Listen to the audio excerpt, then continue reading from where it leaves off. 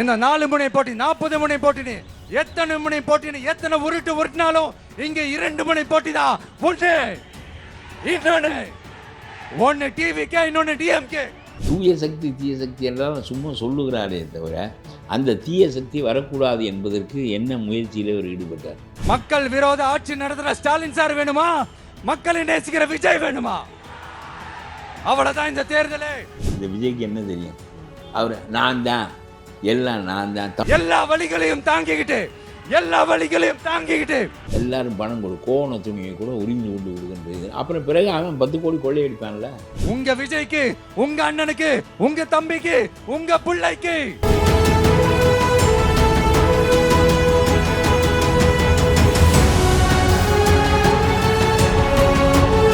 உங்க கனவு கரியருக்கு right destination தேடுறீங்களா? அதுக்கு நீங்க சூஸ் பண்ண வேண்டியது சேரன் குரூப் ஆஃப் இன்ஸ்டிடியூஷன்ஸ் தான். கோயம்புத்தூர்ல SMS arts and science and Cheran health science, காங்கேயம்ல Cheran arts, Cheran women's college, Cheran college of டெக்னாலஜின்னு எல்லாமே ஒரே ட்ரஸ்டட் இன்ஸ்டிடியூஷன்ல. Admissions open. கால் 7708441116. மக்கள் நினைத்தால் ஒன்றும் இல்லாமல் செய்து விடுவார்கள். ஆனால் மக்களுக்கு அதை எடுத்து சொல்லி அந்த கருத்தை ஊடுருவ செய்கின்ற வலிமை சரியாக இருந்தால் இந்த விஜய் என்ன சொல்ல போகிறார்? இந்த விஜய்க்கு என்ன தெரியும்? அவர் நான் தான் எல்லாம், நான் தான் தமிழ் டிஎம்கேக்கும் தான் போட்டின்னு திரும்ப ஒரு விஷயத்த சொல்றாரு. இல்லைன்னா நம்ம இருக்க மாட்டோம்னு நினைக்கிறாரு. அதாவது அவர் ஏன் அதை சொல்ற? இதை எடப்பாடி இதை பேசாமல் இருப்பது பெருந்தன்மையானது. அதாவது பலம் இல்லாதவன் இரவிலே பாட்டு பாடி கொண்டு போவான், ஒத்தையாக போகின்றவன் பயத்திலே பாட்டு பாடி கொண்டு போவான். அது மாதிரி எனக்கும் திமுகவுக்கும் பகை என்று சொன்னால்தான் விஜய் கட்சியே கவனிக்கப்படும். அதாவது அளவுக்கு அதிகமாக அது நான் பி டீம், அவங்க ஏ டீம் இல்லாவிட்டால் நாங்கள் பி டீம் விளையாட போவோம் என்று சொன்னால் நீ சப்ஸ்டிடியூட் என்று அர்த்தம். புரியாதா? அதனால அவர் அதை அவராகவே சொல்லிக் கொடுக்குறார். ஏடிஎம்கே உண்மையில அவ்வளவு வீக்கா இருக்கா? விஜய் இப்போ சில கருத்து கணிப்புகள்லாம் டிவிக்கே 2வது கருத்து கணிப்பை யார் செய்கிறார்கள்? உன் டீமுக்கு ஒரு பணம் கொடுத்தா நீ செய்ய மாட்டேன்? செய்யலாம். அப்புறம் என்ன கருத்து கணிப்பை யார்? ஒருத்தன் போட்டிருக்கிறான் பாரு, ஒரு தொகுதியில் 20,000 ஓட்டில் திமுக 2வது தள்ளுகிறதான், எடப்பாடி 3வதாக வருகிறாராம். அரசாங்கமே அமைக்க போகிறான் என்று கருத்து கணிப்பு வெளியிடுகிறான். காசு தானே, அதில் நம்ம காசு தானேப்பா, அவ்வளோதான். நீ இந்த பாரு, எல்லாரும் சேனல் வைத்திருக்கிறேன், அப்புறம் எல்லா சேனலுக்கும் பணம் கொடுக்குறேன். இந்த பார் ரூமெல்லாம் அண்ணாமலை வைத்திருந்தார், என்ன செய்தார்? அவருடைய கருத்துக்கள் எல்லா இடத்திற்கும் போய் சேர்ந்தன, எப்படி செய்தார்? அதுக்கு பணம் செலவழிக்க வேண்டும். அது மாதிரி கருத்து கணிப்பு, நம்ம ஒரு கருத்து கணிப்பு அதுக்கு வேண்டிய பணம் ஒருத்தன்கிட்ட கொடுத்தா அவன் காசு கொடுத்து கருத்து கணிப்பு நடக்கும். அது ஒரு பக்கம். இன்னொரு பக்கம் உண்மையிலே விஜய்க்கு ஒரு பெரிய அளவில் ஆதரவு இருக்கு. அவர் வெளியே எதை வச்சு கண்டுபிடிச்சா? நீ இல்லை, அவர் வெளியே வராட்டினா கூட அவருக்கு ஒரு மக்கள் எதை வச்சு கண்டுபிடிச்சா?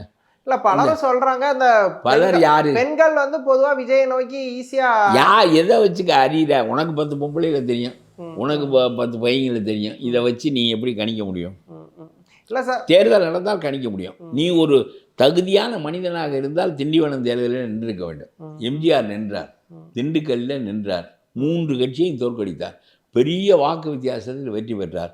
எம்ஜிஆர் ஆட்சி அமைப்பார் என்று பேசப்பட்டது.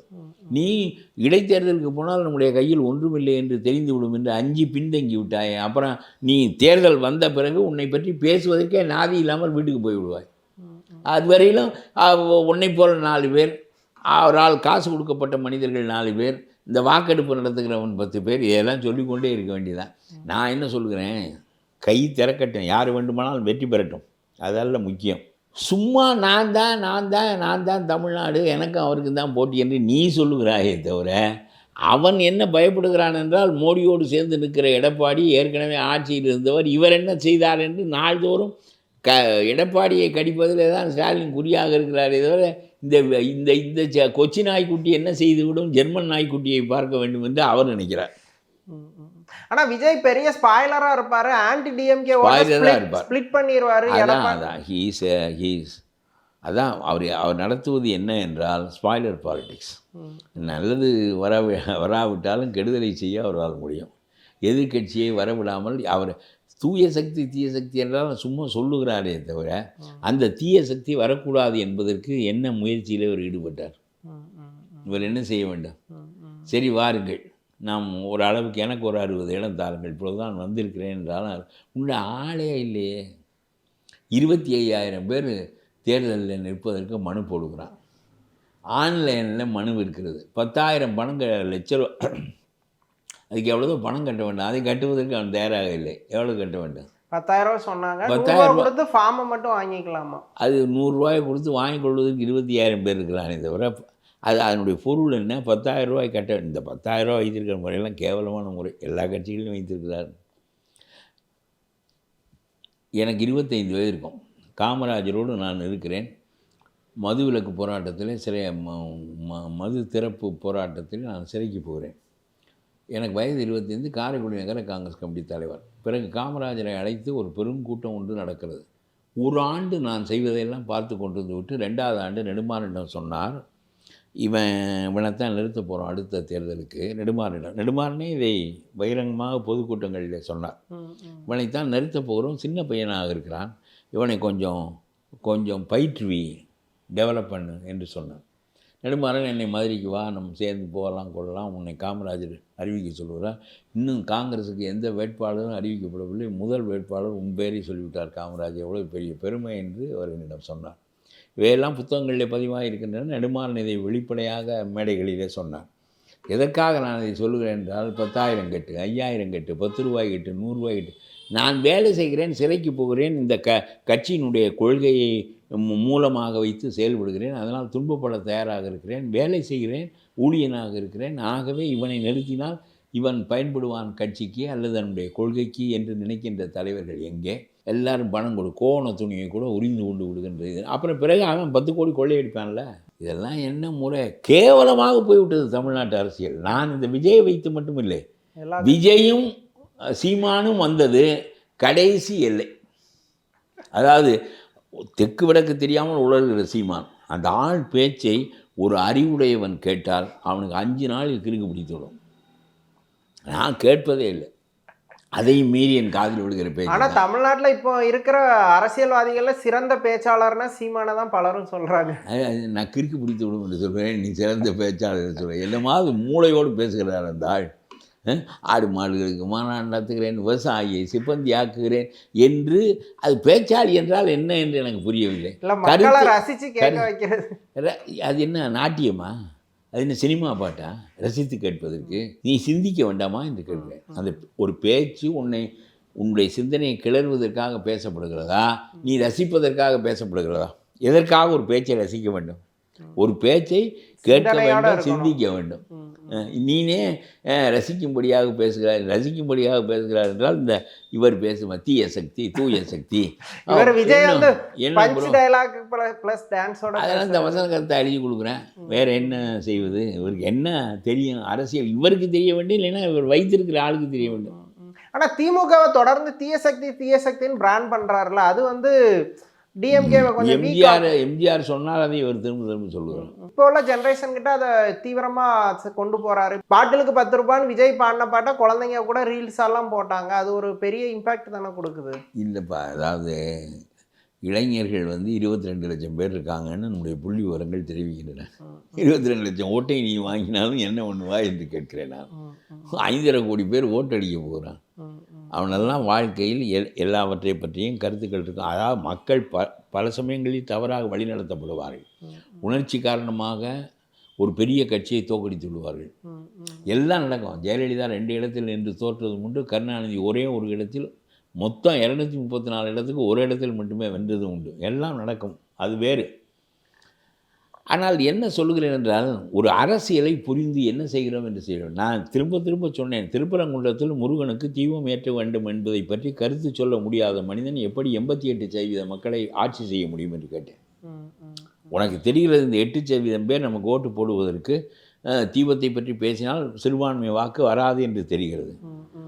சரி, அந்த 8% நீ வாங்கிக்கொள். 88% முருகனுக்கு தீபம் ஏற்ற வேண்டும் என்று விரும்புகிறவனுக்கு நீ நீதி செய்யவில்லை என்றால் நீ அவர்களுக்காகவும் நாடாளுகின்றவனாக இருப்பாயா என்று கேட்கிறேன்.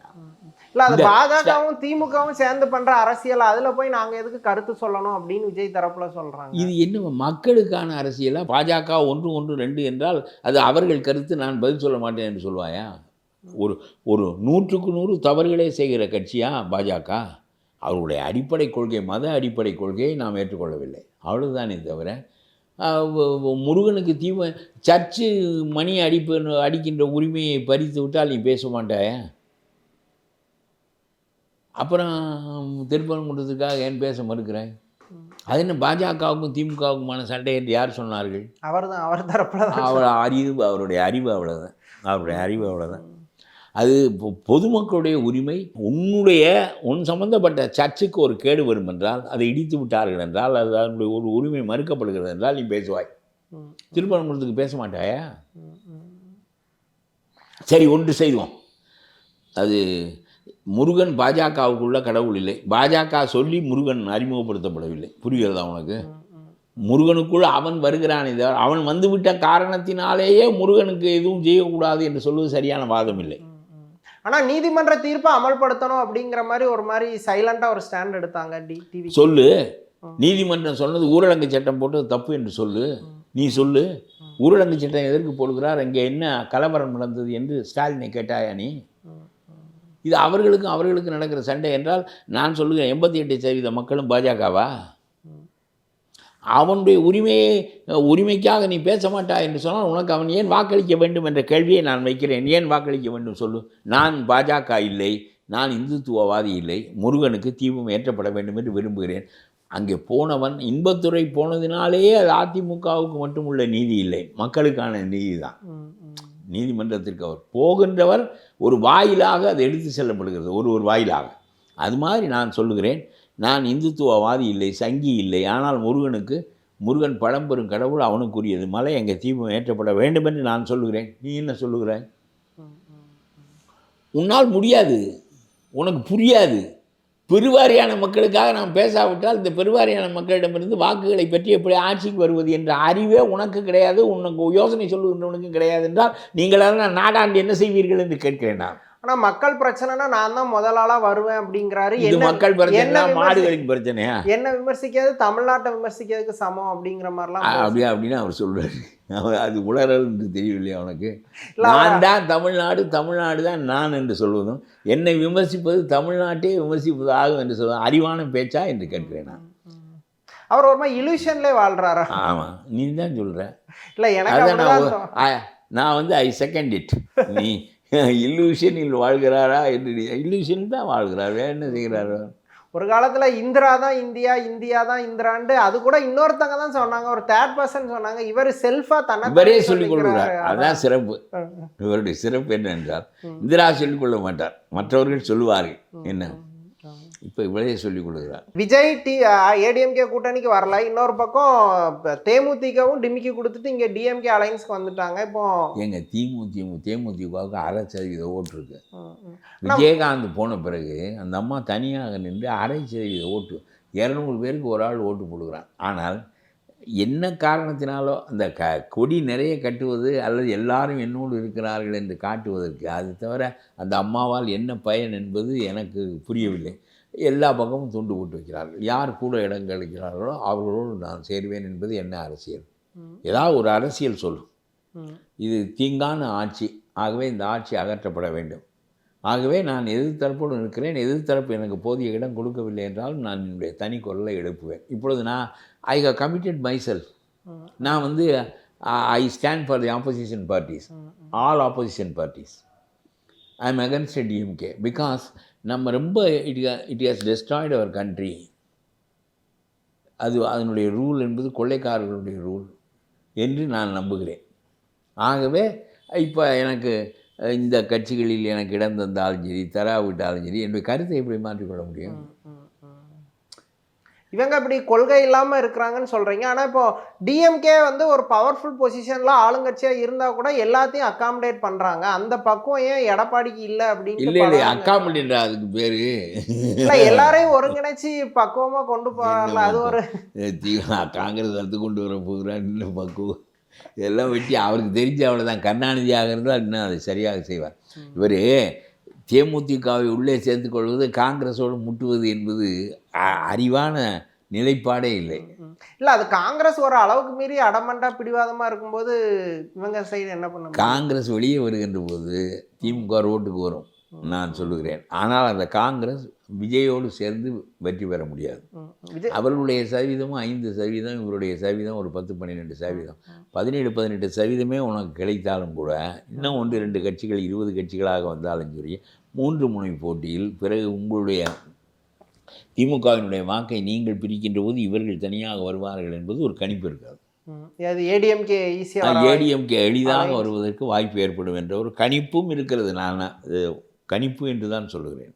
சரியா சொல்ல முடியாது, கணிப்பா சொல்லலாம். கணிப்பு, அதாவது செக்குலர் ஓட்டையும் ஆன்டி டிஎம்கே ஓட்டையும் இவர்கள் பெற்றால் அது திமுகவுக்கு தான் பாதிப்பே தவிர ஆப்போசிஷன் ஓட்டை இவர்கள் பெறுவார்கள் என்பதில்லை. இவர்கள் வெளியே வந்த பிறகு காங்கிரஸுக்கு ஆன்டி டிஎம்கே ஓட்டுங்கிறதே வந்து ஆப்போசிஷனுக்கு போகிற ஓட்டு தானே அது?